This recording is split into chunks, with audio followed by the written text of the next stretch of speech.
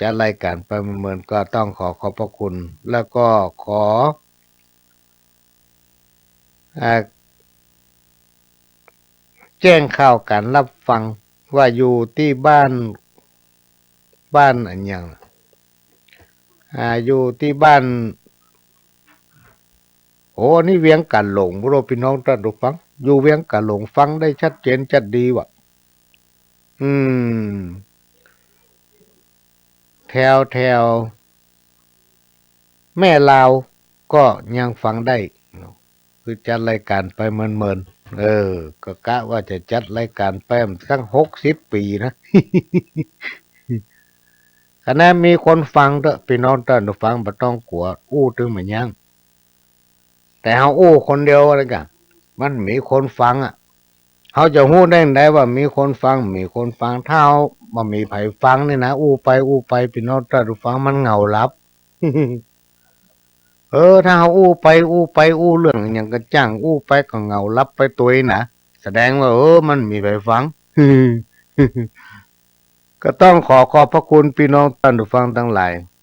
ที่ติดตามรับฟังรายการของประหลวงมาบ่ได้ขาดมันมีแฟนพันธุ์แท้อยู่หลายที่หลายโหนหลายแห่ง แต่ในเมืองนี่ก็นักตำตีนร้อยสุเทพนี่ทำยายเป็นแทบไปจนถึงหางดงว่ะ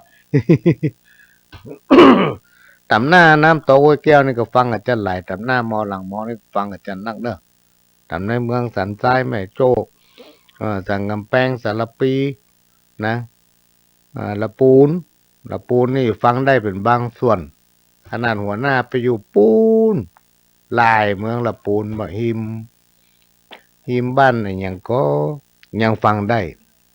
อยู่ก็ต้องขอบคุณทุกเสียงทุกสายแต่บ่กล้าโทรเขาหน้าไหมเวลาเขาจบแล้วเพิ่นโทรมาบอกหรือว่าวันธรรมดาเพิ่นก็โทรมาอู้มาจากตัวขออนุโมทนาบุญกับปน้อยปนานปู่อุ้ยแม่อุ้ยทั้งหลายที่เอารายการของพ่อหลวงนี่ไปอู้ลูกหลานฟังอนุโมทนาบุญละอ่อนที่นำเอากำข้าวกำเกลือที่พ่อหลวงมาอู้ออกรายการวิทยุของวัดฝ่ายหินนี่ไปอู้ต่อในห้องเรียน บางคนได้คะแนนจัดดีตามคำขอเนาะอู้ถึงเรื่องความทุกข์คนเฮามีหลายตึงยิงตึงใจทุกหลายแต่ใบทุกหิทุกหาเพื่อมาเลี้ยงไส้ที่กินลงไปอิ่มท้องเรื่องทุกเข้าของแบ่งกับพี่น้องบอกก้อยถูกต้องยังมีตุกเบื่อลูกฮัก เป็นสักเป็นสีหวังให้ลูกดีในวันตั้งหน้าทุกเรื่องอาภรณ์ที่นอนเสื้อผ้าทุกสิ่งนานาของใจวิทยุตู้เย็นจำเป็นมีไว้ก้าไฟก็เสี่ยงเป็นเดือนในเรื่องเทอมลูกปากกาขีดเขียนเพราะส่งลูกเรียนหวังเปิ้งเมื่อเท่าตุกหาเงินทองหน้าดำกำเศร้าเพราะส่งลูกเข้าวิทยาลัย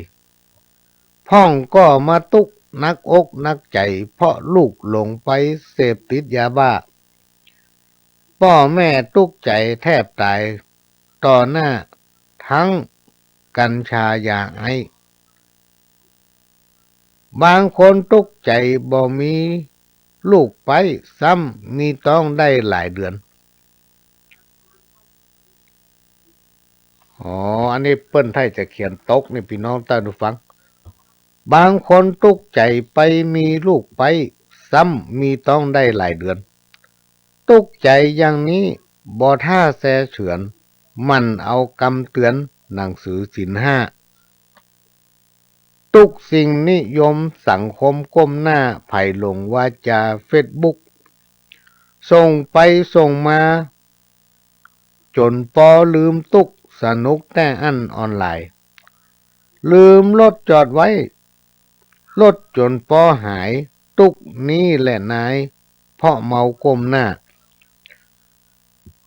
เรื่องตุกนี้หนาเอาอาแม่ป้ามีตุกนานาสปะตุกเรื่องกู้เงินมันเกินฐานะตุกเรื่องหนี้มันยาวตุกวันเดียวนี้ที่คนอู้สาว ตุกร้อยละสาวจนหนีออกบ้าน เมื่อจะไปเอาเงินบ่กลัวบ่ย่านจึงหันดอกบานอยู่ละพระองค์ทรงสอนยึดเอาธรรมะอยู่กินอั้นปอเปียงจะอยู่เป็นสุขบ่ทุกข์ตามเสียงอยู่อยังพอเพียงสุขแต่เนื้อเจ้าสุขแต่เนื้อเจ้าเออ อันนี้แถมฉบับหนึ่งส่งมาจากป่อสลาตาวงชัยบ้านเลขที่จะ37ทับ1หมู่ที่3บ้านศรีบุญเรืองตำบลศรีดอนชัยอำเภอสารปีจังหวัดเชียงใหม่และก็ที่ส่งมาฉบับนี้เป็นของเปิ้นมาบอกชื่อพี่น้องต้นฟังอยู่ปุ้นเวียงกาหลงเวียงกาหลงจะเอาตามกำขอมกำชั่วโมงแรกต้นชั่วโมงเนี่ย กำเดียวจะรับไปก่อนนี้ลูกบุญญาปาละพระปอปิตามีเต้าได้จะฟังนาลูกเต้าบุญตานล้นเรือเนื้อหัวต่างเก้าเป็นสัตว์มังเงาลมพักต้นโพสไลกิ่งใบมีนักนกหนูย่อมเข้าไปนอนกูลปอ21กูลแม่12ปีตามาดอนเป็นพระผู้สร้างทะเลคุณเขายกเอามาอ้างสุดจะประมาณอ่านคิดป้อยอมมอบกายถวายชีวิตอยู่กับแม่เจ้ามารดามีพันรยาลักษณ์มุติบูตาต่อไปนี้นะป่อจักขอสู้ภาระตั้งหลายป่อจักกอบกู้จำเป็นแลดูสภะการอยู่การกินหนี้สินฐานะตั้งแต่สร้างบ้านจันก่อนลาบเดิกลูกเจ้าหิเข้าหอมของเหือปอไหลน้องบ่มีวางเอื้อนอันนี้ความตุกข์ของป่อนี่ก็ตุกข์บ่น้อยกว่าแม่พี่น้องท่านฟังขนาดที่แม่ปาตองนี่ป่อก็เริ่มตุกข์ละก็ต้องอดกันอดกินฮีหอมสตางค์ไว้เพื่อให้แม่ได้บำรุงร่างกายให้แม่ได้พักผ่อนกลัวสะเทือนถึงลูกในท้องนี่คือความทุกข์ของป่อสิ่งที่เคยอยากสิ่งที่เคยได้เอี่ยวได้แหวงไปหันไปนี่มไปละ ต้องมาอยู่บ้านเวลาแม่ไปคลอดลูกป่อก็ทุกข์เหมือนกันไม่ใช่ว่ามีแค่แม่ ป่อก็ต้องเอาใจใส่เนาะซักผ้าอ้อมมีหันสปะพี่น้องท่านฟังสมัยตะก่อนดีนะมันมีน้ำเหมืองเนาะ สมัยนี้น้ำมันแห้งมันมีที่ซักต้องมาซัก ในบ้านในถังเปในกะละมังอย่างเงี้ยสมัยก่อนซักน้ำเหมืองหรอกผ้าที่มีละอ่อนเนี่ยไปลุยน้ำเหมืองกำเดียวกับมดก็เดียวก็เสี่ยง ลามาฟาดบบบบก็เดียวกับว่าตื่นตากสักบึ้นมันก็แห้งประเดี๋ยวนี้ลองพอกอ่ะ พ่อก็มีความทุกข์ยากเหมือนกันในช่วงที่แม่ปามานมาจนถึงเกิดลูกต้องหาเพื่อนำเงินมาจุนเจือครอบครัวบ่ให้ลูกเต้าได้เจ็บเป็นหยังแม่ก็สบายลูกก็สบายอย่างนี้เป็นต้นความทุกข์ไม่ใช่มีแค่แม่คนเดียวเพราะนั้นเพิ่นก็เขียนกำกรกำข้าวมาฮื้อคุเตื้อปลวงว่าการพระคุณของแม่ล่ำว่าพระคุณของพ่อสักเตื้อ พ่อเลยน้อยใจว่ะ ก็จำเป็นต้องจัดตามคำขอเนอะพี่น้องท่านผู้ฟังพ่อหลวงนี่เป็นคนทำแบบนึงนะถ้าไผขอมากก็หมดอ่ะอืมบางวันฮับ3 ตี้อ่ะงานบ่จ้างไปไหนเป็นเกอเกอจะไปไหนดีนี่ไปลืมคิงไปฮับปากเปิ้น3 ตี้พร้อมกันอ่ะเลยไปในสักที่คาบลับไปลบ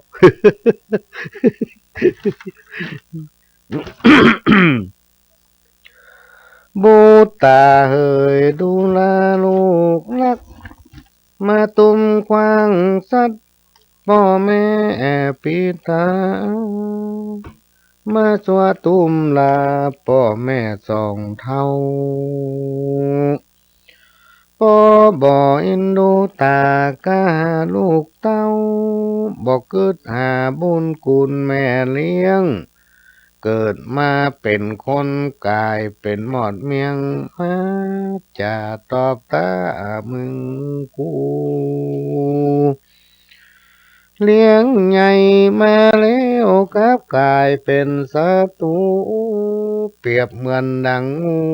ตัวพิษแก่นกาพ่อแม่สั่งสอนจ้องห้องสวกกาจากกรรมายืนยุกกันสู่เจ็บเป็นสู่จังหูทุกสู่จักหวานไว้หากุลลูกเพศลูกยักษ์เตวตัดมาสูนบอกเกิดหาบุญกุลแม่เลี้ยงพ่อเจ้านี่ไปเอาผัวเอาเมียต่างดาวฮักเหลือมารดาแม่ไทยพระเจ้าของตัวมาตุมละไว้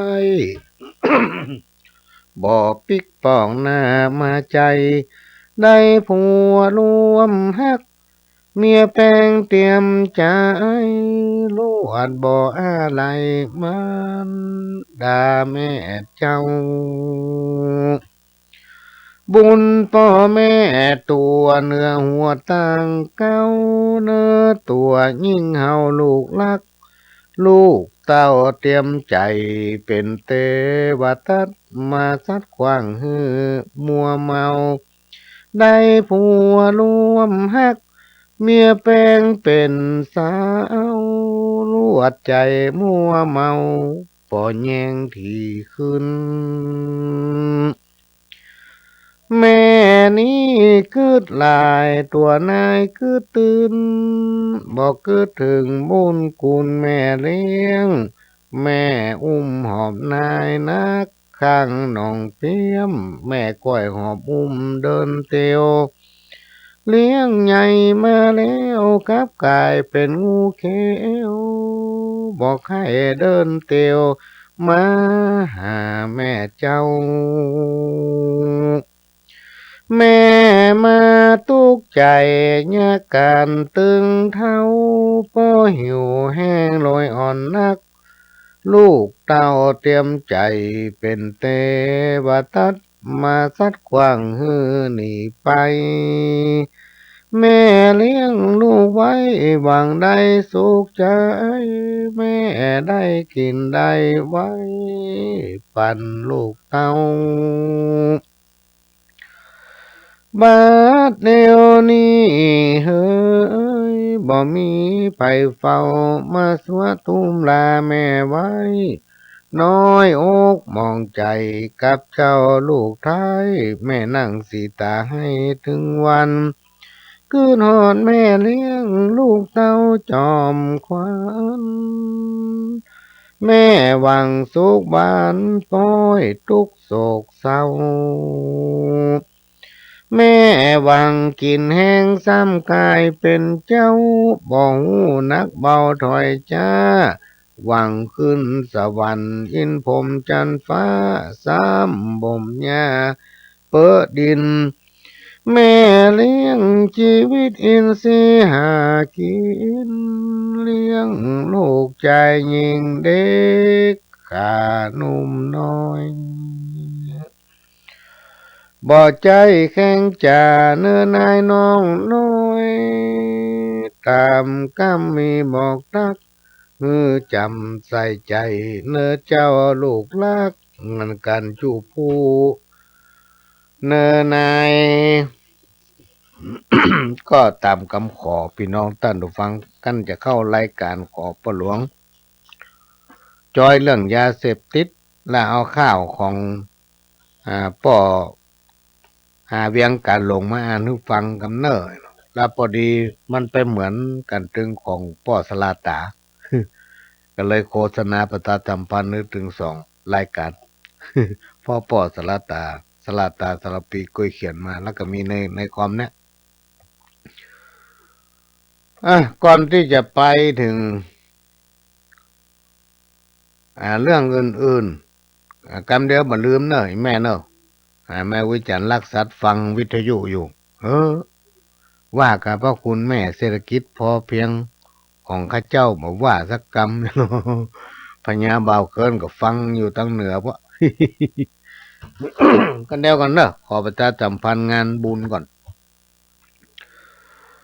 ก็ขอเชิญร่วมงานบุญพิธีอัญเชิญพระแม่กวนอิมปางประธานพรในวันจันทร์ที่ 4 เมษายน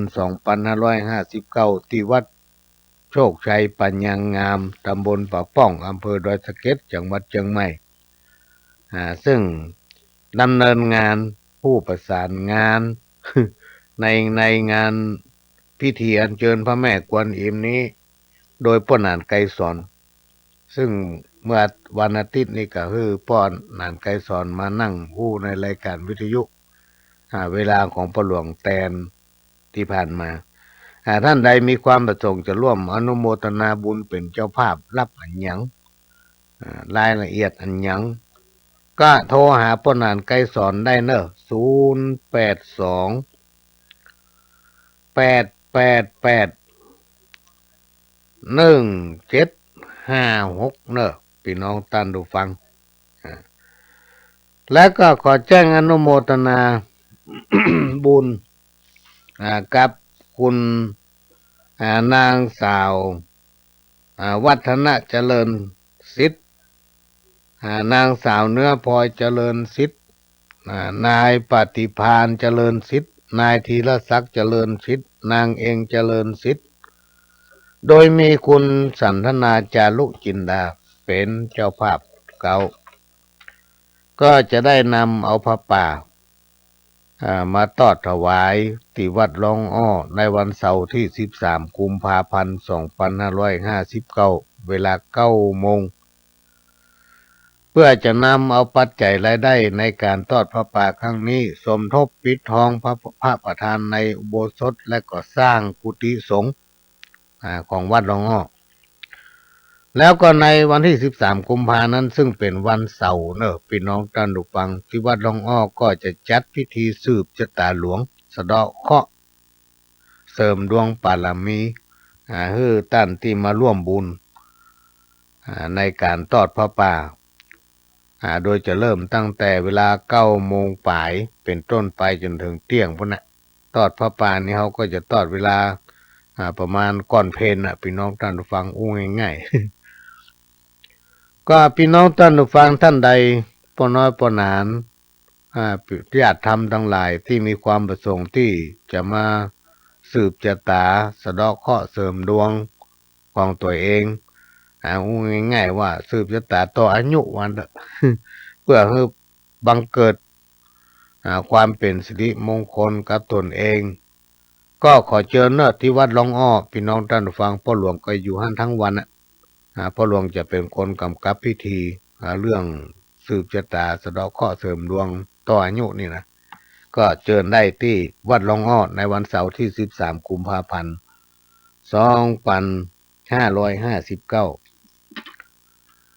แล้วก็ขอประชาสัมพันธ์โรงเรียนผู้สูงอายุตำบลสันติเสื้อโดยคณะสงฆ์ตำบลสันติเสื้อโดยมีหลวงพ่อท่านพระครูประภาสปริยัติวิมลเจ้าอาวาสวัดประคอยใต้เจ้าคณะตำบลสันติเสื้อเป็นประธานฝ่ายสงฆ์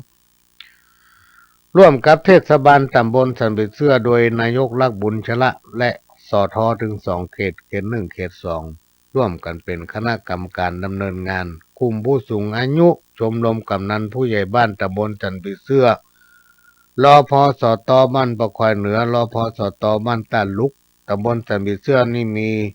รอพอสตก็คือโรงพยาบาลส่งเสริมสุขภาพตำบลอยู่2 แห่ง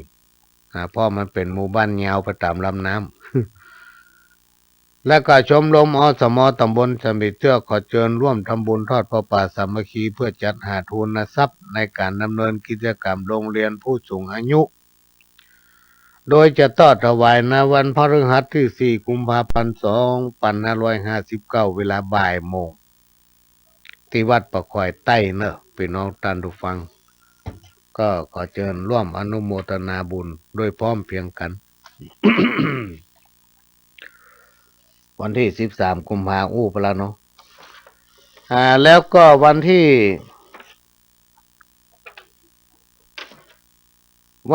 18 เมษายน 2559พี่น้องท่านผู้ฟังก็ขอเชิญร่วมทำบุญอายุวัฒนมงคลพระอาจารย์ชัยกันตะวิโลหรือว่าทุเจ้าดิวที่วัดหลวงอ้อตำบลสมิทเทือกอำเภอเมืองจังหวัดเชียงใหม่ก็จะมีพิธีสืบชะตาหลวงวัดและก็บ้านในเวลา 8 โมงครึ่งก็จะเป็นพิธีอัญเชิญพระบรมสารีริกธาตุที่ได้รับประทานจากตัวแทนของสมเด็จพระยานสังวรอดีตสมเด็จพระสังฆราชวัดบวรนิเวศวิหารจากศูนย์เรียนรู้ชุมชนบ้านต้าลองขี้ควายนี้ไปสู่วัดหลวงอ้อก็จะประดิษฐานที่บนพระวิหารของวัดหลวงอ้อเพื่อเป็นที่สักการะบูชาแก่ศรัทธาสาธุชนทั้งหลายแล้วหลังจากนั้น เวลา 9 โมงป่ายก็จะทำบุญพิธีทักษิณานุปทานอุทิศถึงเจ้ากรรมเจ้าเวรสรรพสัตว์ทั้งหลายพระสงฆ์จะได้เจริญพระพุทธมนต์มี2 พิธีด้วยกันก็สืบชะตาหลวงแล้วก็จะมีการถวายพระป่าและก็เครื่องไทยทานภัตตาหารเพลเรียกว่ามากินข้าวตอนด้วยกันที่วัดหลวงอ้อในวันที่ 18 เมษายน 2559 โดยเริ่มตั้งแต่ 8 โมงป่ายไปจนถึงบ่าย 2 โมงพี่น้องได้ฟังสรุป สรุปเที่ยงเขาจะรับประทานอาหารด้วยกันบ่ายโมงก็จะมีพิธีบายสีสู่ขวัญพระอาจารย์ชัยพี่น้องญาติสนิทมิตรสหายญาติธรรมก็จะร่วมกันผูกข้อไม้ข้อมือ ก็ขอเชิญชวนพี่น้องท่านผู้ฟังได้ร่วมอนุโมทนาบุญโดยพร้อมเพรียงกันก็ต้องขอแจ้งข่าวถึงพี่น้องเจ้าภาพเจ้าสถานที่ครับเป็นเจ้าภาพสถานกระเบื้องก็ดีเสาก็ดีฝ้าเพดานก็ดีพัดลมก็ดีหลอดไฟก็ดีที่เขาทอดกฐินวัดหลวงอ้อที่ผ่านมาเมื่อเดือนยี่ที่ผ่านมาเนี่ยก็ได้รับการอนุเคราะห์เมตตาจากหลวงพ่อพระราชสิงหวรมุนีรองเจ้าคณะจังหวัดเจ้าอาวาสวัดพระสิงห์อำเภอเมืองจังหวัดเชียงใหม่ได้อนุโมทนาเป็นประธานฝ่ายสงฆ์ในการทอดกฐินที่ผ่านมาเมื่อกี้เดือนเนี้ยก็หลวงพ่อท่านก็ได้โปรดเมตตาปัจจัย อนุโมทนาบุญเป็นจำนวนเงิน 5,000 บาทกำลังก่อสร้างศาลาแล้วเนอะพี่น้องท่านฟังกำลังแปลงศาลาละปรับปรุงละเตหลังคาเตฝ้าเพดานหลังตั้งเหนือก่อน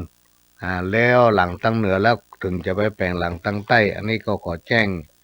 บอกพี่น้องศรัทธาได้รับทราบจะว่าตอดกฐินไปแล้วอย่างดักปิ้งได้ยินว่าได้สักอย่างแล้วในวันที่ 18 เมษายนนอกจากว่าจะมีพิธีแสดงมุทิตาจิตแล้วก็จะมีพิธีอายุวัฒนะคือกับพระอาจารย์ชัยกันตะวิโลหรือว่าทุเจ้าดิวแล้วก็จะมีการตาลเถาะในวันที่ 17นั่นนะก็จะมีการตาลเถาะศาลาเนอะพี่น้องท่านผู้ฟังศาลาถึง2 หลังสำหรับปีทองพระนั้นมันยังขาดปัจจัยหำน้อยหนึ่งก็จะมีการทอดพระป่าวันที่ 13เนี่ยโดยคุณสันทนาจารุจินดาเป็นประธานก็จะได้มีการจัดกิจกรรม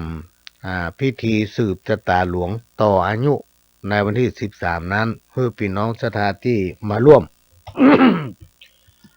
ก็เจอเนอะพี่น้องท่านผู้ฟังทั้งหลายบอกว่าอยู่ใกล้อยู่ไกลท่านก็สามารถมาร่วม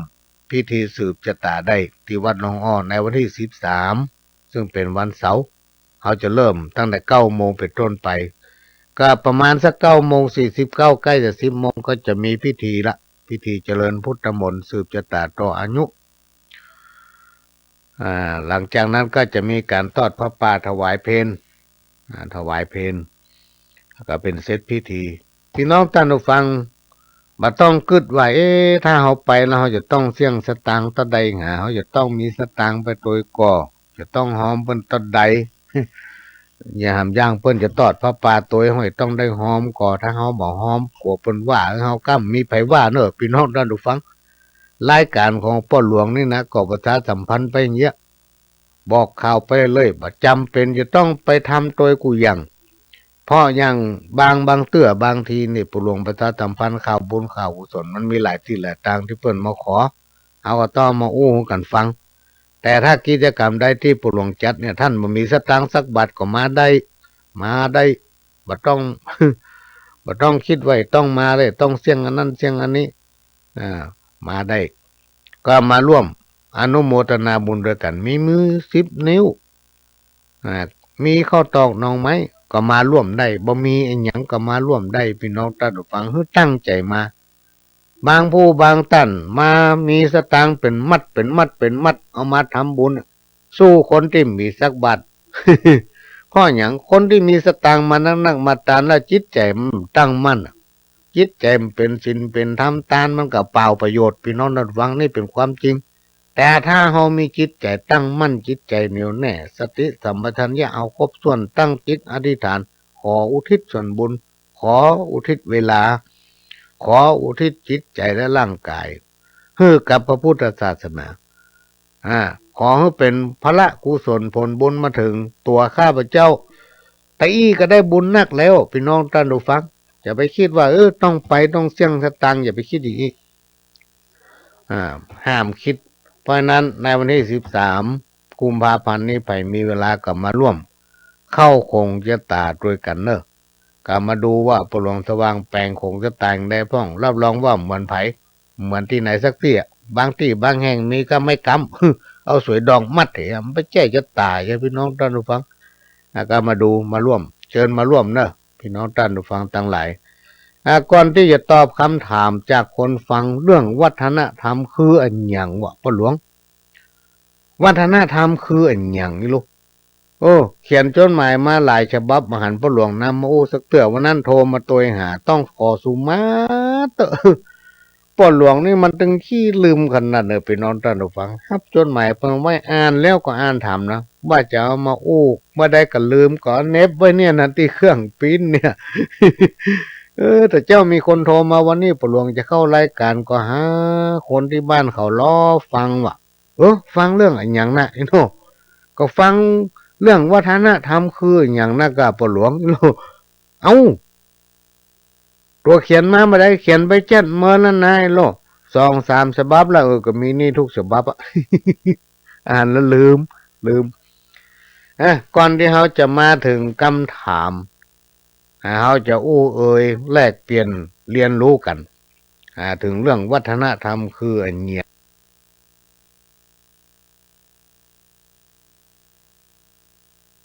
อย่างเนี้ยจะขอพี่น้องได้ฟังเพลงเหี่ยสักเพลงหนึ่งหลังจากนั้นก็จะมาอ่าน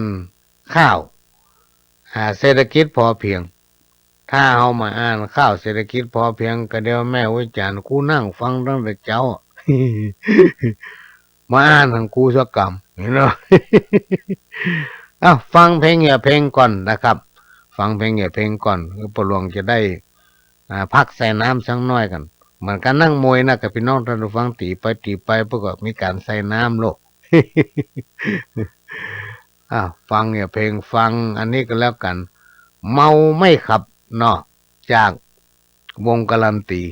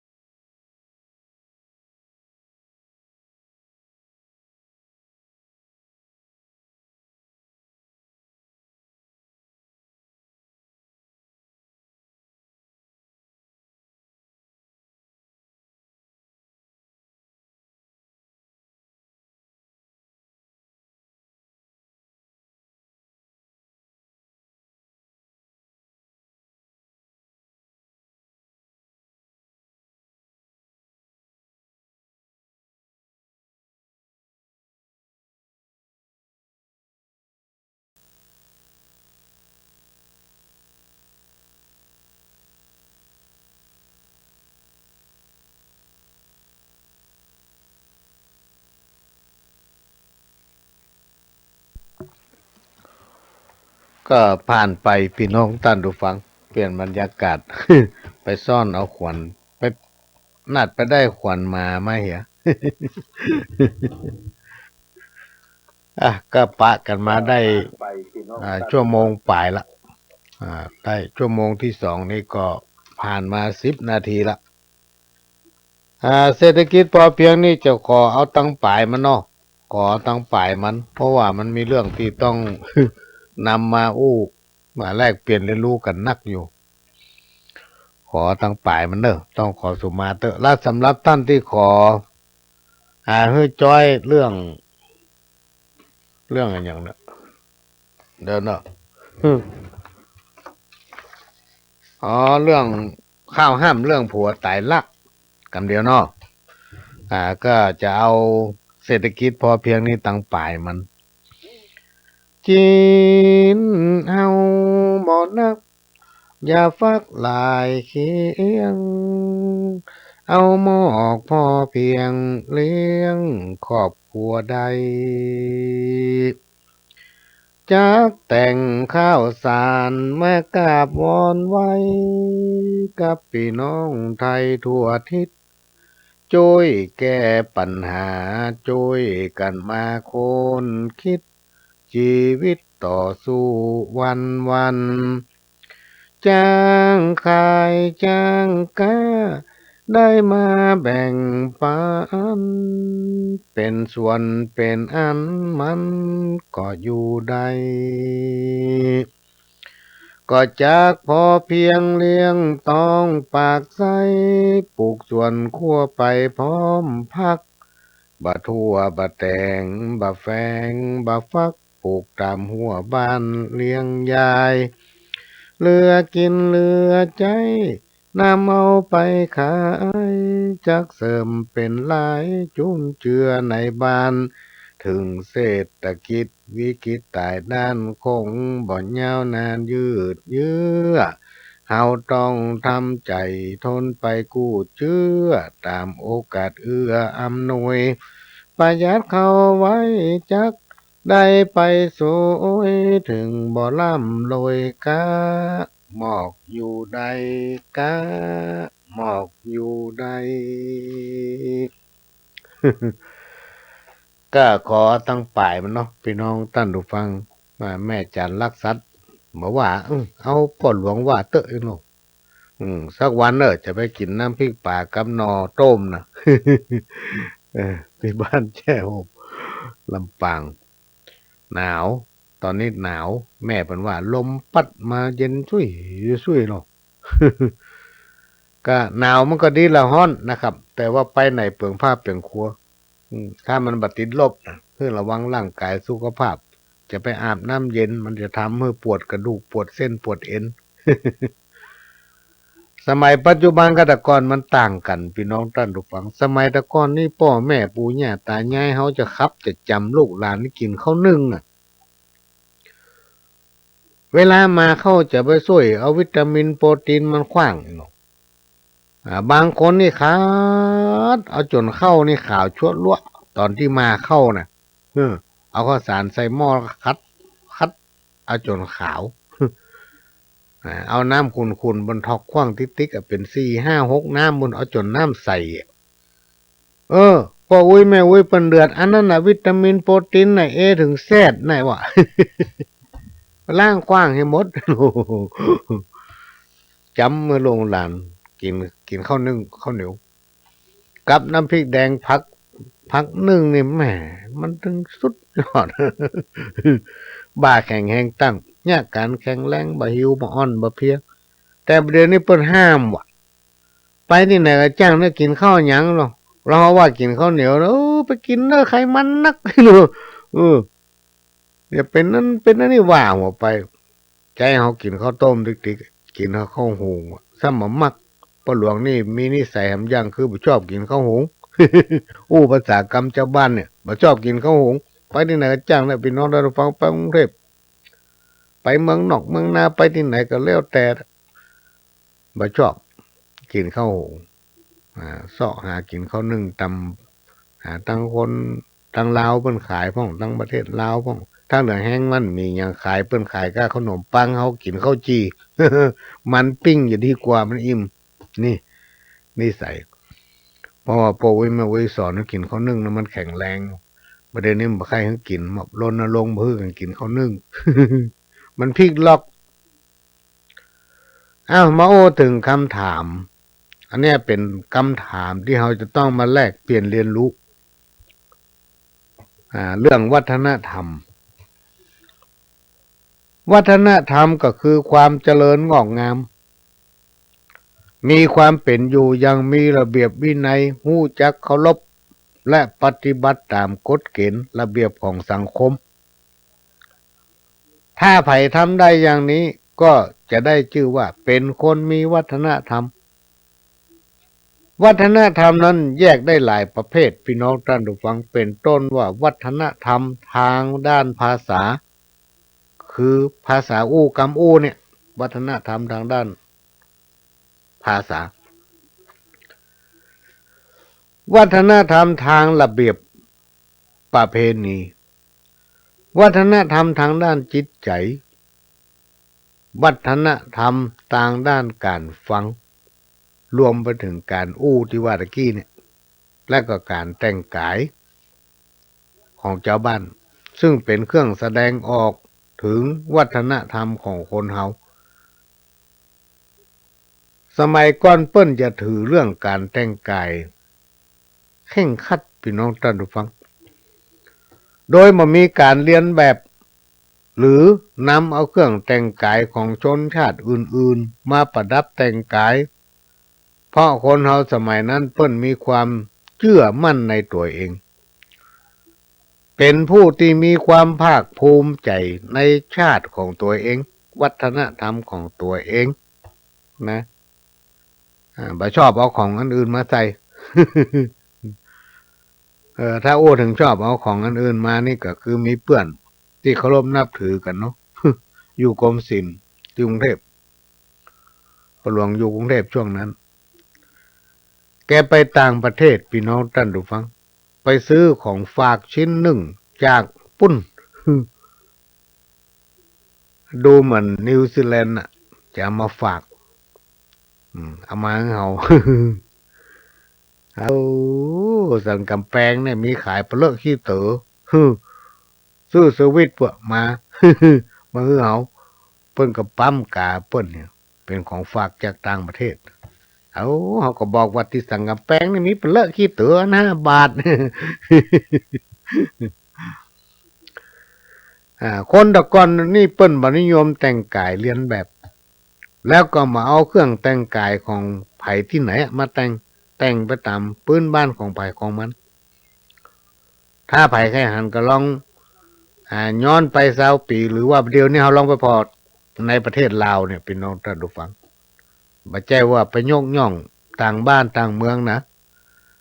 ถ้าไผบ่ใส่ผ้าถุงไปทำงานนี่เปิ้นบ่ฮื้อทำงานน่ะในประเทศลาวเนี่ยจะมาใส่กางเกงสั้นกระโปรงสั้นจิตจีนะสะดือเขินตึงยัง เปิ้นมือเข้าในห้องทำงานเปิ้นมือใส่ผ้าถุงใส่เสื้อเรียบร้อยถึงจะเข้าทำงานได้เปิ้นรักษาไว้ซึ่งวัฒนธรรมประเพณีของเปิ้นโดยเฉพาะเปิ้นอย่างนั้นนักทางด้านการแต่งกายแล้วก็จิตใจก็เหมือนกับบ้านเฮาเนี่ยบ้านเฮาอย่างพี่น้องชนเผ่าต่างๆอย่างพี่น้องชาวยองเนี่ยพี่น้องชาวไตเนี่ยพี่น้องชาวลั่วเนี่ยซึ่งมันมีน่ะในบ้านเฮาอย่างตังสันกำแพงนี่ก็มีพี่น้องชาวยองพี่น้องลือพี่น้องไตแต่ละชนเผ่าแต่ละสังคมของอย่างพี่น้องชาวยองเวลาเพิ่นมีการมีงานเพิ่นไปไหนเพิ่นจะแต่งตัวเหมือนกันเปิ้นบัดละวัฒนธรรมประเพณีของเปิ้นบ่เอาเครื่องแต่งกายที่มันมีจากที่อื่นบ่เฮียนดาราบ่เฮียนในละครโทรทัศน์บ่เฮียนในหนัง แต่งไปตามพื้นบ้านพอเวลาเปิ้นมีการมีงานโอ้ยงามโดยเฉพาะทางสังกำแพงสารปีนี่ ละปูนนี่เปิ้นมีงานปล่อยหลวงเอ้ยเปิ้นมีงานเดินขบวนประเพณีปีใหม่เอ้ยลองไปพอเถอะงามพี่น้องท่านผู้ฟังงามเปิ้นมีความเชื่อมั่นในตนเองเป็นผู้ที่มีความภาคภูมิใจในชาติของตนเองในวัฒนธรรมของตนเองมีการแต่งกายที่สุภาพเรียบร้อยหรือแต่งกายให้ถูกต้องตามกาลเทศะแต่งกายถูกต้องตามกาลเทศะ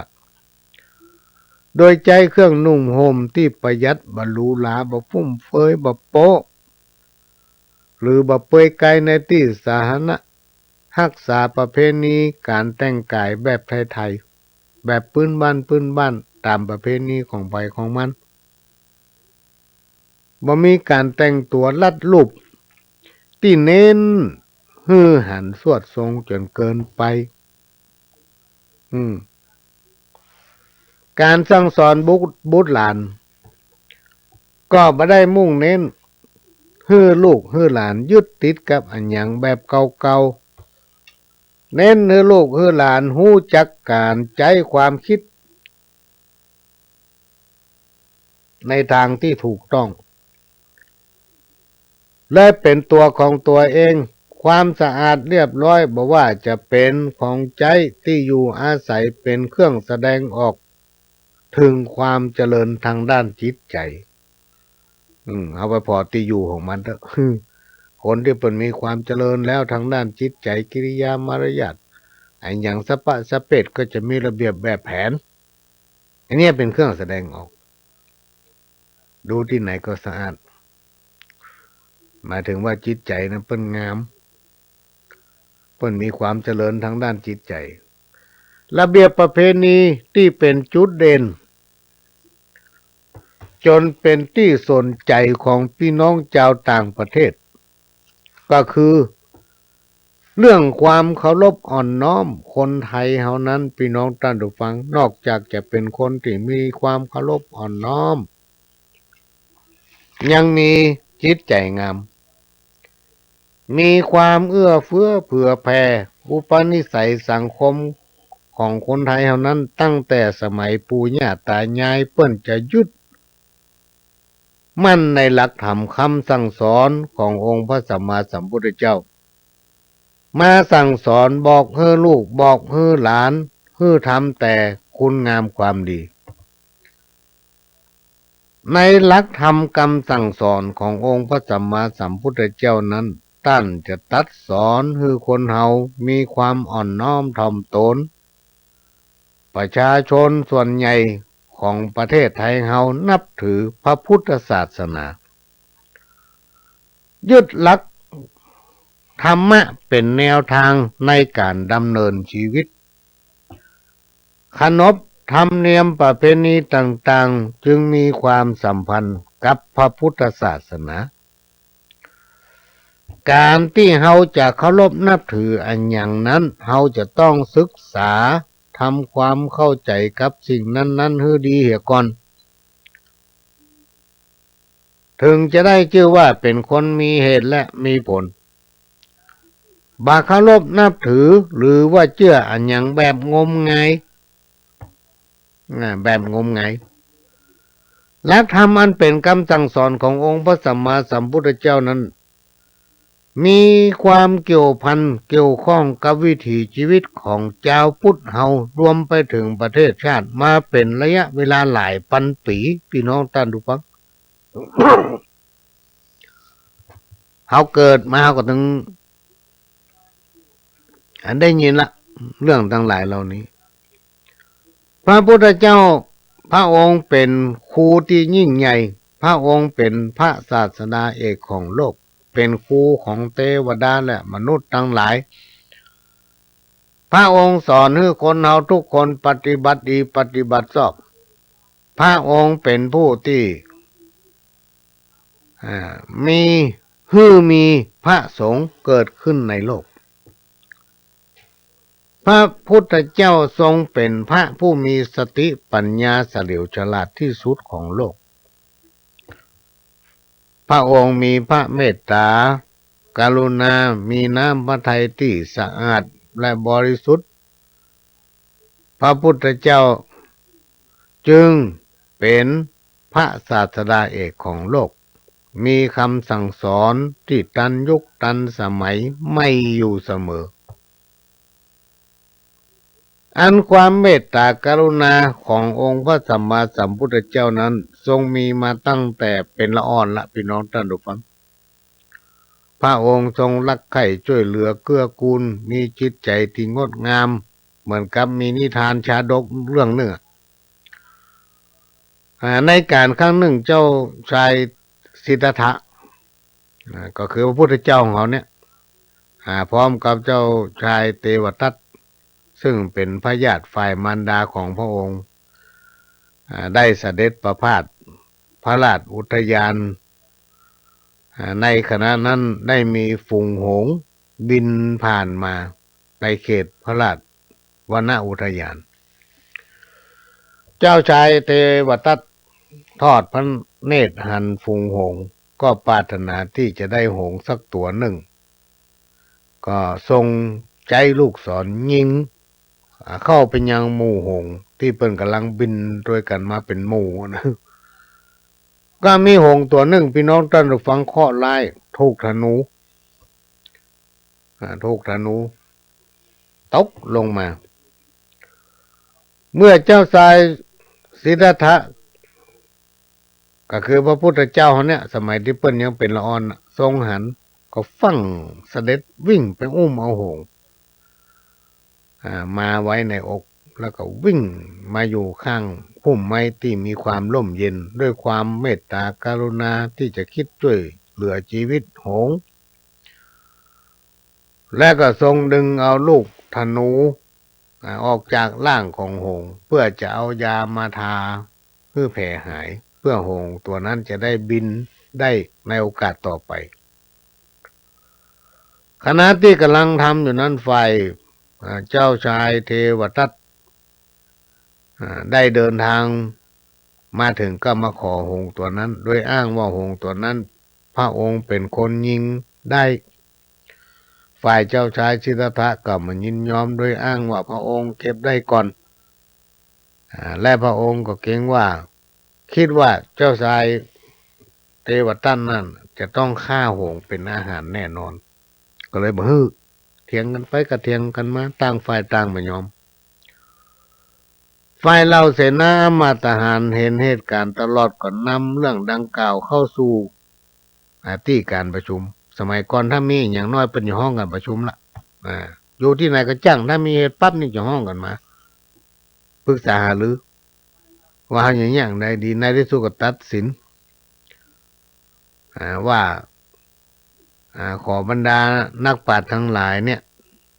ได้มาพิจารณาว่าจะอย่างใดดีเกี่ยวกับเรื่องนี้เพราะว่าเจ้าชายสองพระองค์เนี่ยรู้กัน มาจ้างตัดสินอย่างไรบรรดานักปราชญ์ทั้งหลายผู้ซึ่งมีความสามารถและก็มีความยุติธรรมก็ได้มานั่งพิจารณาไต่ถามข้อมูลและก็ถามเจ้าชายเทวทัตว่าต้องการหงส์เนี่ยเพื่อจะไปทำอะไรอย่างเจ้าชายเทวทัตก็ทรงตอบว่าต้องการเพื่อจะเอาไปฆ่าเป็นอาหารทำอาหารถามเทวทัตแล้วก็หันมาถามเจ้าชายสิทธัตถะซึ่งเป็นพระพุทธเจ้าเนี่ยสมัยเมื่อเพิ่นเป็นละอ่อนว่าต้องการหงส์ไปทำอะไรอย่างเจ้าชายสิทธัตถะก็ตอบว่าต้องการจะช่วยชีวิตหงส์ตัวนี้เพื่อให้รอดพ้นจากความตายในที่สุดบรรดาเหล่านักปราชญ์ผู้ที่มีความรู้ผู้ที่มีคุณธรรมของในเมืองนั้นก็ได้ตกลงพร้อมใจกันตัดสินให้หงส์ตัวนั้นตกเป็นของเจ้าชายสิทธัตถะเพราะว่าถ้าตกเป็นของเจ้าชายเทวทัตเจ้าชายเทวทัตจะต้องเอาหงส์ตัวนั้นไปฆ่าปรุงเป็นอาหารอย่างแน่นอน อันนี้ก็เป็นเรื่องที่มาเล่าสู่กันฟังว่าพระพุทธองค์นั้นท่านมีความเป็นธรรม มีจิตใจเอื้อเฟื้อเผื่อแผ่มีความเฉลียวฉลาดมาตั้งแต่เป็นละอ่อนเพราะนั้นปัจจุบันนี้คำสอนของพระพุทธองค์นั้นพี่น้องท่านผู้ฟังบ่ได้ล้าหลัง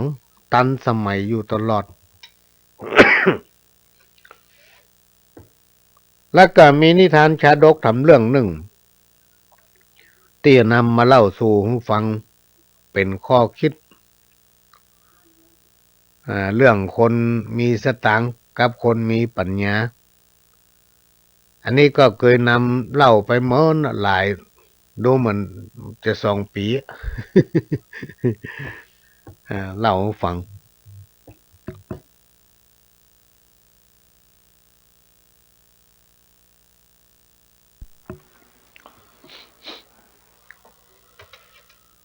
เรื่องคนมีสตางค์กับคนมีปัญญาการครั้งหนึ่งเมื่อมาแล้วมีผู้ชาย2 คนเป็นเพื่อนฮักกันเป็นคนที่มีฐานะคนหนึ่งคนหนึ่งเป็นคนที่มีฐานะยากจนคนที่มีฐานะยากจนนี่ฉลาดลักแหลมมีสติปัญญาดีสำหรับคนที่ร่ำรวยมีทรัพย์นั่นบ่ใครใจสติปัญญาต่อใดเพราะตัวเองร่ำรวยลูกก็ได้อย่างก็ได้เพื่อนถึง2 คนมักจะเถียงกันอยู่ตลอดเวลาเพื่อนคนที่ยากจนก็บอกว่ามีปัญญาดีนี่ดีกว่ามีทรัพย์ดีกว่ามีเงินมีทองเพราะเขามีปัญญาส่วนคนที่ร่ำรวยก็บอกว่าโอ้มีทรัพย์เนี่ยดีกว่ามีปัญญาปะกันที่ไหนก็เถียงกันอยู่ที่5 นะพี่น้องท่านผู้ฟังบ่ฮู้จักจบสักเตื้ออยู่มาวันหนึ่ง2 สหายก็ชวนกันไปค้าขายต่างแดนระหว่างทางก็เถียงกันไปเรื่องเก่านั้นนะความร่ำรวย ครับมีสตังค์เนี่ยอันไหนดีเนี่ยมีแก้วแหวนเงินคำดีกว่ามีปัญญาฝ่ายคนที่มีปัญญาก็เถียงว่ามีปัญญาดีกว่าติ้วไปจนถึงต่างแยกเส้นหนึ่งจะไปเมืองปาราณสีเส้นหนึ่งจะไปเมืองจำปานครฝ่ายใจที่ยากจนก็ก้าวขึ้นบอกคือเพื่อนว่าเพื่อนเฮ้ยเฮาเถียงกันมาเมินละเพื่อนก็ไม่ยอมแพ้ข้าก็ไม่ยอมแพ้เพื่อนต่างคนต่างก็หาข้อยุติบ่ได้ข้าว่าปัญญาดีกว่าเพื่อนก็ว่ามีเงินดีกว่าปัญญา ต่างคนต่างก็ว่าตัวเองดีเอาอย่างอี้บ่เฮามาแยกทางกันตรงเนี้ยปักหลักหมายไว้เอาที่3 แยกเนี้ยปักไม้ไว้ตั้งในหน่อยแล้วก็แยกกันเดินทางไปครบ3 ปีวันไหนเขาจะต้องมาปะกันที่นี่กำนั้นเขาจะได้รู้ว่าเพื่อนมีทรัพย์ข้ามีปัญญาเนี่ยพอว่าไผจะดีกว่ากันเมื่อเพื่อนทั้ง2 ตกลงกันแล้วก็แยกทางกันไปส่วนเพื่อนที่มีสตางค์นี่พี่น้องท่านผู้ฟังแท้จริงแล้วเขามีแก้วสารพัดนึกอยู่ลูกหนึ่งเมื่ออมแล้วเขาต้องการสิ่งใดก็จะได้สิ่งนั้นดังใจเขาก็เดินทางไปเมืองจำปานครเมื่อไปถึงก็ตรงเข้าประตูวังไปปะมหาอมาตย์ของเมืองจำปานครแล้วก็บอกมหาอมาตย์ว่าตัวข้านี้เป็นเศรษฐีมีทรัพย์สมบัติมากมายมหาศาลข้าอยากจะมาแต่งงานกับพระราชธิดาลูกสาวพระราชาในเมืองของท่านขอฮื้อไปกราบทูลฮื้อพระราชาของท่านได้ทรงทราบด้วย เนาะกำกึดของมันมหาอมาตย์ได้ฟังแล้วก็บอกว่าโอ้ได้เลยปนุ่มเศรษฐี พอดีพระราชธิดาบุตรสาวของพระราชาเมืองเฮาเนี่ยยังบ่มีคู่ครองเลยจากนั้นมหาอมาตย์ก็นำความประกาศทูลพระราชาก็รับสั่งกับมหาอมาตย์ว่าเอาจะแย่งใดดีหา มหาอมาตย์ก็เมื่อตะกี้นี่ข้าก็ตอบปฏิเสธเศรษฐีของเมืองเฮาเนี่ยไปแล้วนะ มีเศรษฐีเมืองเฮาเนี่ยมาขอหลายคนนะข้าก็ปฏิเสธเขาไปหมดแต่ถ้าข้ายกลูกสาวของข้าให้เศรษฐีคนนี้บัดนี้เนี่ยเพราะว่าข้ากล้าปฏิเสธเศรษฐีในเมืองเฮาไปวันนี้เนี่ย เมื่อมหาอมาตย์ได้ฟังก็เลยหาความคิดออกอุบายกราบทูลพระราชาว่าเอาอย่างอี้เถอะพะยะค่ะเนาะเฮาไปทำความตกลงฮือเขาหาของมาถวายพระราชธิดาตามแต่เฮาจะขอฮือเขานำมาถวายทุกวันจนครบ7 วันเมื่อเขาทำได้ครบ7 วันพระองค์จึงจะยกพระธิดาฮือเขาแต่ถ้าเขาหาของมาถวายพระธิดาบ่ได้เขาจะต้องตกเป็นทาสรับใช้พระธิดาองค์หญิงของเขาจนกว่าพระธิดาจะพิเศษสมรสเนาะ เมื่อปรึกษาหารือกันมหาอมาตย์ก็ได้รับคำสั่งจากพระราชาให้ไปจัดสร้างศาลาที่พักไว้นอกเมืองเพื่อเป็นที่พักอาศัยของชายหนุ่มเศรษฐีจากนั้นมหาอมาตย์ก็กลับมาบอกให้พอใจมีทรัพย์ตามที่ได้ตกลงกับพระราชาว่าชายผู้มีทรัพย์เนี่ยจะต้องได้ส่งของถวายให้พระราชธิดาทุกวันตามที่พระราชาหรือพระราชธิดาเปิ้นขอถ้าว่าครบ7 วันเปิ้นถึงจะยกพระราชธิดาให้แต่ถ้าหาของถวายไม่ได้จะต้องตกเป็นค่ารับใจส่วนใจผู้ที่มีแก้วสารพัดนึกพี่น้องท่านผู้ฟังกับบนึกกลัว กลัวอย่างนั้นตอบตกลงทันที วันแรกก็คือครั้งที่1พระราชาก็ส่งมหาอมาตย์ไปขอกำไรแขนแหวนและสร้อยสังวาลมาถวายพระราชธิดาพอใจมีทรัพย์ก็เอาลูกแก้ววิเศษนั้นอมแล้วอธิษฐานก็ได้ของสมใจแล้วนำไปถวายครั้งที่2วันที่2พระราชาก็รับสั่งให้มหาอมาตย์ไปขอผ้าแพรสันนิตึกสวยงามประดุจแพรพัน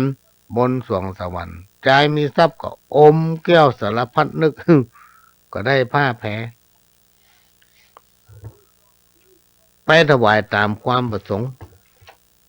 วันท่วน3ครั้งวันท่วน3ครั้งที่3พระราชาก็มีรับสั่งให้มหาอมาตย์ไปขอเพชรนินจินดาจากผู้ชายคนมีทรัพย์ผู้ชายคนมีทรัพย์ก็อมแก้วสารพัดนึกก็ได้สิ่งของนั้นมาแล้วก็นำไปถวายพระราชาก็มาสงสัยว่าผู้ชายมีทรัพย์หรือว่าเศรษฐีคนนี้น่าจะมีอันอย่างเป็นของวิเศษครอบครองอยู่เป็นแน่เพราะว่าขออันใดก็ได้มากู้ครั้งได้มากู้อย่างตามที่ขอตั้งแต่ครั้งที่1ถึงครั้งที่4พระราชาก็เลยรับสั่งให้พระธิดานำเอาเข้าป่าอาหารไปให้ผู้ชายเศรษฐีคนเนี้ยกินพอกินเข้าป่าอาหารจิบสุราเข้าไปเห็นหน่อย ก็เอามาหมดพี่น้องท่านผู้ฟังมาหมดความจริงพระธิดาฟังพระธิดาก็ไปมากองเผลอก็ถามเขาไปเลยแหละว่าเจ้าเนี่ยร่ำรวยจริงหรือเปล่าแน่ใจหรือเปล่าว่าได้แต่งงานกับเฮาแล้วจะเลี้ยงดูเฮาได้ตลอดไป ใจคนที่มีทรัพย์หรือว่าใจคนที่มีเงินเนี่ยมีลูกแก้ววิเศษนี่ก็บอกให้เจ้าหญิงโอ้บ่ต้องเป็นห่วงเน้อให้เจ้าหญิงภาคภูมิใจเตอะเจ้าหญิงบ่ต้องวิตกอันหยังถ้าเจ้าหญิงได้อภิเษกสมรสกับข้าแล้วเจ้าหญิงจะทรงเป็นพระธิดาที่มั่งคั่งที่สุดในโลกเจ้าหญิงทรงอยากได้อันหยังก็จะได้อันนั้นสมใจอยากทุกอย่าง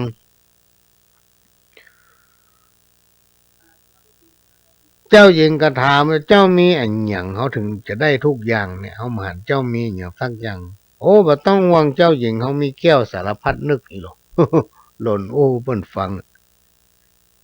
บกองพระราชธิดาหูว่าผู้ชายคนนี้มีแก้วสารพัดนึกก็ขอลาปิกไปในวังแล้วก็ไปเล่าเรื่องเนี้ยพระราชาทรงทราบต่อมาวันรุ่งขึ้นซึ่งเป็นวันท้วนห้าหรือว่าครั้งที่ห้าพระราชาก็เสด็จด้วยพระองค์เองเลยพอไปถึงที่กระท่อมหน้าประตูเมืองซึ่งเป็นที่พักของหนุ่มเศรษฐีผู้นี้พระราชาไปถึงก็จู่โจมเลยขอแก้วสารพัดนึกจากพ่อชายเศรษฐีคนนี้เขามาจ้างเนี่ยอย่างใดพี่น้องท่านฟังเพราะว่าเขาได้อู้ไปแล้วได้หล่นบอกคือเปิ้นไปก็จำเป็นจะต้องนำเอาแก้วสารพัดนึกนั้นถวายพระราชาพอครั้งที่หกพี่น้องท่านฟังพระราชาก็ใจคนมาขอผ้าไหมที่ละเอียดอ่อนเหมือนควันไฟมาฮื้อพระราชธิดาใจผู้ที่มีทรัพย์มามีแก้วสารพัดนึกก็ยังได้เจ้าของผ้าแพรอันอย่างเนี้ยไปถวายได้อย่างไรเพราะว่าเขาบ่มีแก้วเขามีลูกแก้วกูเตือนนี่เขาได้อย่างถ้าอมลูกแก้วมันก็จะได้มาหรอกเมื่อมันมีของไปถวายก็ตกเป็นทาสตักน้ำมือพระราชธิดาอาบตึงวัน ทำไปเรื่อยๆจนพระราชธิดาจะพิเศษสมรสส่วนสหายทำคนหนึ่งพี่น้องท่านผู้ฟังก็คือคนที่มีปัญญา ซึ่งได้แยกทางและก็มุ่งหน้าเดินเข้าไปสู่เมืองปาราณสีเมื่อเดินผ่านเข้าไปในเมืองปรากฏว่าเมืองปาราณสีตึงเมืองเงียบเงียบมันมีผู้มันมีคนเหมือนกับเมืองล้างปราศจากผู้คนบอกว่าจะเป็นไปทางเหนือทางใต้ไปทางใดภายในเมืองปาราณสีก็มป้าไผ่สักคน เอาอย่างเงี้ยได้มป้าไผ่สักคนนั่น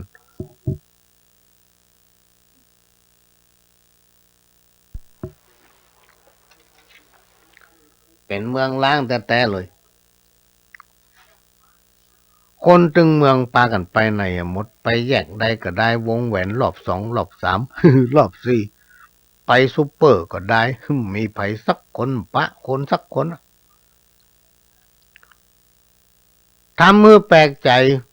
เป็นอย่างมากว่าในคณะที่เดินทางเข้ามาเมืองเนี่ยมาปะไปสักคนเตียวไปเตียวไปจนถึงห่างเมืองก็ไปปะแม่หญิงชราคนหนึ่งนั่งร้องห่มร้องไห้หน้าตาเศร้าหมองอยู่หน้าบ้านเขาก็เข้าไปสอบถามว่ายายเป็นอันหยังถึงต้องมานั่งโศกเศร้าร้องห่มร้องไห้อยู่หน้าบ้านมีอันหยังกะแล้วคนในบ้านในเมืองเนี่ยเขาไปไหนกันหมดปล่อยให้บ้านให้เมืองเป็นเมืองล้างเนี่ยมีอันหยังเกิดขึ้นในเมืองนี้กะ ยายก็เลยตอบว่าปอหนุ่มเฮ้ยจะมาให้ยายโศกเศร้าได้อย่างไรยายมีลูกสาวคนเดียวอยู่กันสองแม่ลูกวันพรุ่งนี้มาเจ้าจะต้องส่งลูกสาวของยายเนี่ยไปให้พญายักษ์กิน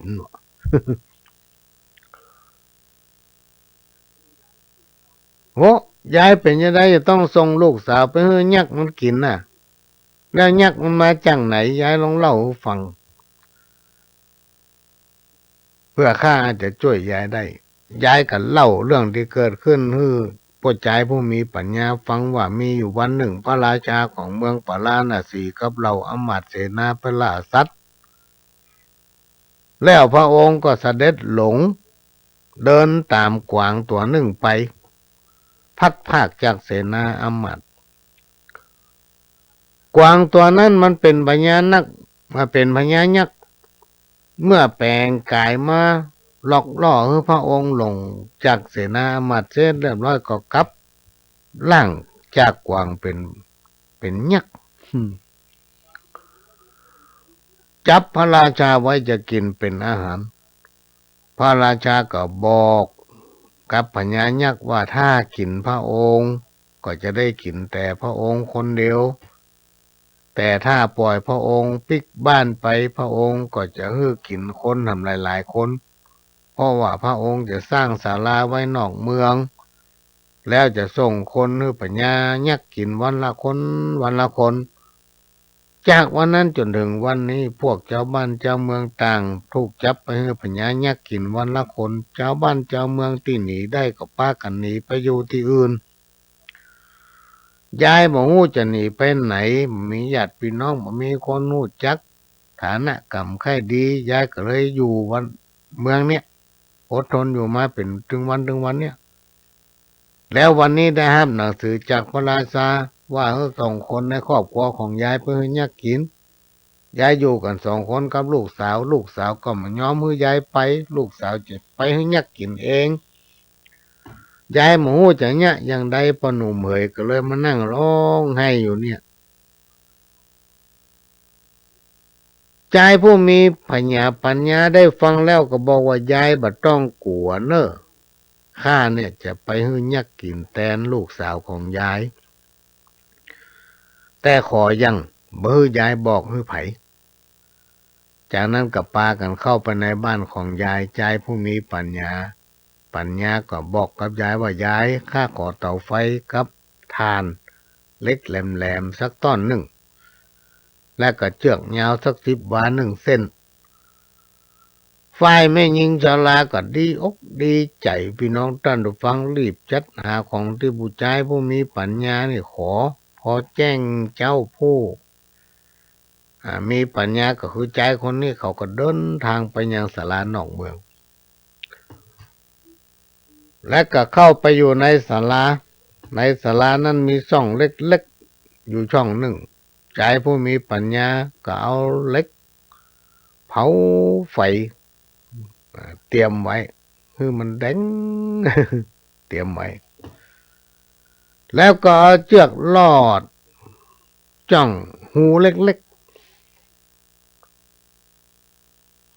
เพื่อให้เชือกนั้นโผล่ออกไปทางนอกเมื่อพญายักษ์มาถึงแล้วก็หันเชือกก็ถามว่าไผอยู่ตั้งไหนหา พ่อใจผู้มีปัญญาก็เอิ้นตอบว่าข้านี่แหละคือโลกาวิทูอยู่เนาะ งูง่ายๆก็โลกาวิตูเนาะลองพอขนหน้าแข้งข้าโลเนาะหันแล้วยังขนหน้าแข้งข้าที่มันยื่นออกไปทางนอกน่าคือขนหน้าแข้งของข้าพญายักษ์สงสัยก็ถามว่าที่ยื่นออกมาตั้งนอกนี่เป็นขนหน้าแข้งของเจ้ากะ เป็นจะได้ว่าขนหน้าแข้งเนี่ยมันยาวแต่ยาวว่าโอ้โหแมนมาเผียตั้งนอกคือศาลาเพี่ถ้าเจ้าใครหูว่าข้าจะใหญ่โต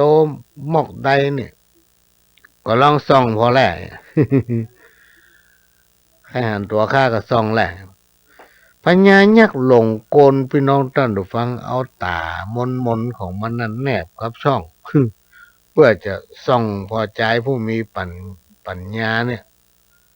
ว่ามันตัวใหญ่มอกใดเนาะขณะที่พญายักษ์เอาตาแนบกับช่องใจผู้มีปัญญาก็เอาเล็กแหลมที่เผา แดงๆเตรียมไว้นะแต่งแก่นตาพญายักษ์พี่น้องท่านผู้ฟัง พญายักษ์ทนความบาดเจ็บบ่ไหวขาดใจตายยายผู้มีปัญญาก็กลับมาที่บ้านยายแล้วก็บอกให้ยายปกปิดเรื่องที่เขาฆ่าพญายักษ์แล้วก็ลายายจากไปอยู่ในเมืองนั้นน่ะรุ่งขึ้นทำวันหนึ่งเป็นเวรของคนอื่นที่จะต้องไปให้พญายักษ์กินเขาก็ปากันปะว่าพญายักษ์นั้นตายเห็นแล้วจึงไปบอกให้คนอื่นๆปากันไปพอศพพญายักษ์ไปพอศพพญายักษ์เมื่อคนตั้งหลายแตกตื่นถามกันว่าไผเป็นคนฆ่ายักษ์ไผเป็นคนฆ่ายักษ์แล้วก็ปากันไปกราบทูลให้พระราชาพระราชาก็เอาบัญชีรายชื่อมาดูว่าตะวาเนี่ยมันเป็นเวรของไผโอ้เป็นเวรของบ้านเลขที่อันนั้นแม่ยิงคนนี้พระราชาก็รับสั่งให้ทหารปาเอายายคนนี้ไปเฝ้าแล้วก็ซักถามว่าไผเป็นคนฆ่ายักษ์หญิงชราก็ตอบว่าหม่อมฉันกราบทูลบัดได้คนที่ไปแทนลูกสาวของหม่อมฉันนั้นเป็นไผพ่อเขาขอร้องไว้บ่ฮือบอกไผเขาเป็นชายหนุ่มหน้าตาดีอายุประมาณ30 ปีและเวลานี้เขาก็ลบอยู่ที่เมืองของเขาเนี่ยพระราชาก็เรียกประชุมหัวหน้าหมู่บ้านทุกหมู่แล้วก็รับสั่งให้แต่ละคนเรียกประชุมลูกบ้านเพื่อซ้อหาซักถามคนแปลกหน้ามาพักบ้านไผ่พ่องในที่สุดก็ได้ตัวใจผู้มีปัญญาใจผู้มีปัญญาก็มาเล่าถึงวิธีการฆ่าพญายักษ์ให้พระราชาฟังพระราชาประทับใจพี่น้องท่านผู้ฟังก็ยกพระธิดาลูกสาวให้ใจผู้มีปัญญาแล้วก็เชิญให้อยู่ในเมืองหั่นดูแลเมืองคู่กับพระราชาโดยเหตุที่เขาเป็นคนมีปัญญาจัดการดูแลบ้านเมืองเป็นอย่างดีเจ้าบ้านเจ้าเมืองต่างก็มีความสุขเหมือนกันทั่วหน้า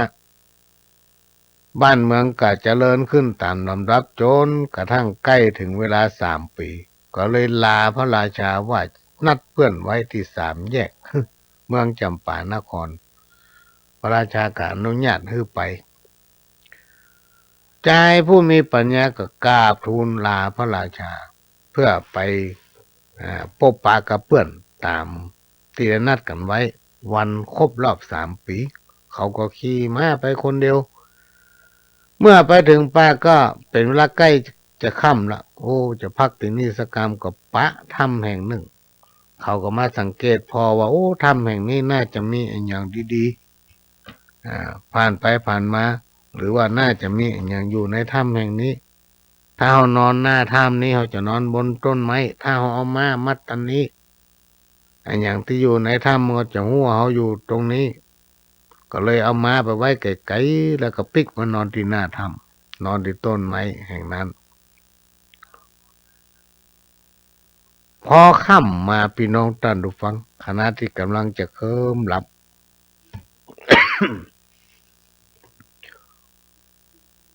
เขาก็ได้หันพญายักษ์ตัวหนึ่งเตี้ยวมาที่ปากประตูถ้ำเมื่อมาถึงก็เปิดประตูถ้ำแล้วเข้าไปในถ้ำแล้วก็จุงเอาลิงออกมาตัวหนึ่งเด็ดเอาว่านจากฟากหนึ่งของปากถ้ำนั้นตบหัวลิงก็กลายเป็นเจ้าหญิงที่สวยงามแล้วยักษ์กับปลาเอาหญิงนั้นเข้าไปในถ้ำพอตอนเจ้ากับปลาไม่ยิงสาวคนนั้นออกมาหน้าถ้ำแล้วก็เอาว่านทำฟางหนึ่งตบหัวไม่ยิงคนนั้นก็กลายเป็นลิงยังเก่าแล้วก็ปลาไปว่าหน้าถ้ำใจผู้มีปัญญาเฝ้าดูเหตุการณ์นี้โดยตลอดเมื่อยักษ์ออกไปสักกำหนึ่งเขาก็เข้าไปในถ้ำแล้วก็เอาว่าน1-2 ชนิดที่หั่นนั้นใส่ในย่ามไว้แล้วก็เปิดประตูถ้ำออกมาแล้วก็เอาว่านตบหัวลิงทำเหมือนที่ยักษ์ท ลิงก็กลายเป็นเจ้าหญิงเขาก็ถามว่านางเป็นจะได้ถึงมาอยู่ตัวยักษ์ฝ่ายเจ้าหญิงนี่ก็บอกว่ายักษ์นั่นยับข้ามาได้3 ปีแล้วข้าทนทุกข์ทรมานเหลือเกินขอช่วยข้าเถอะข้าอยากกลับบ้านกลับเมืองชายผู้มีปัญญาก็ตอบว่าตกลงข้าจะช่วยเจ้าตอนนี้เจ้าจะต้องกลับเป็นลิงแล้วก็อยู่ในถ้ำรอจนยักษ์มาเหมือนเดิมจะไปให้ยักษ์สงสัยเป็นอันขาดก็เอาว่านนะตบหัวกลายเป็นลิงคือไปอยู่ในถ้ำชายผู้มีปัญญากับลบซ่อนอยู่ในถ้ำแห่งนั้นตกค่ำยักษ์ก็กลับมานอนพี่น้องท่านผู้ฟังพอยักษ์หลับสนิทเขาก็เอาว่านที่ทำให้คนเป็นลิงนี่นะตบหัวยักษ์ยักษ์ก็เลยกลายเป็นลิงเขากับเจ้าหญิงก็เลยปากันฆ่าลิงตัวนั้นให้ตายแล้วก็ปาเจ้าหญิงนั่งซ้อนหลังม้าขี่ไปจนถึงบ้านถึงเมืองเจ้าหญิงในคืนวันนั้นเมื่อพระราชาและพระราชินีได้เจ้าหญิงกลับคืนมาก็ดีพระไทยตัดรับสั่งว่าจะยกเจ้าหญิงกลับบ้านกลับเมืองชายผู้มีปัญญาคนนี้แต่เขาปฏิเสธบอกว่าตนเองมีภรรยาแล้วเพียงขอพักที่นี่สัก2-3 วันแล้วจะออกเดินทางมุ่งหน้าไปที่3 แยกเพราะนัดเปื่อนไว้หั่นอีลูก มันซื่อแตะซื่อว่ามีถึงศีล 5ศีล 8ศีล 10โดนนี่มานายคนนี้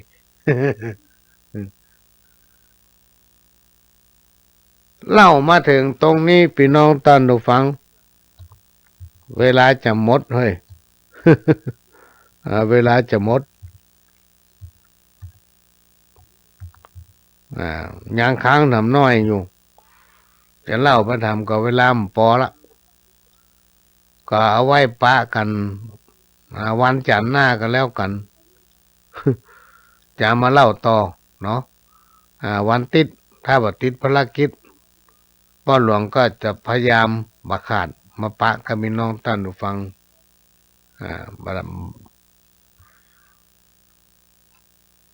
เวลาหมดก็ขอประชาสัมพันธ์เนื่องจากว่าวันนี้เป็นวันที่1ละวันพุธเป็นวันที่2ในวันที่13 กุมภาพันธ์ 2559พ่ออุ้ยแม่ป้าพ่อน้อยพ่อนานพี่น้องศรัทธาญาติธรรมทั้งหลายที่มีความประสงค์จะมาร่วมพิธีสืบชะตาใครมาสืบชะตาต่ออายุเสริมดวงบารมีของตัวเก่าที่วัดหลองอ้อตั้งแต่เวลา9 โมงไปถึงเที่ยงโดยวันนั้นเพิ่นจะมีการทอดพระป่าโดยคุณฉันทนาจารุจินดาและคณะจะมีพระป่ามาทอดเพื่อจะนำเอาปัจจัยนั้นเป็นทุนในการปิดทองพระประธานในอุโบสถแล้วก็สร้างฐานกุฏิสงฆ์หลังใหม่วันที่13 กุมภาพันธ์นั้นจะมีพิธีสืบชะตาแบบประเพณีพื้นบ้านล้านนาของเราต่ออายุเสริมดวงก็ขอเชิญมาร่วมได้เนอะ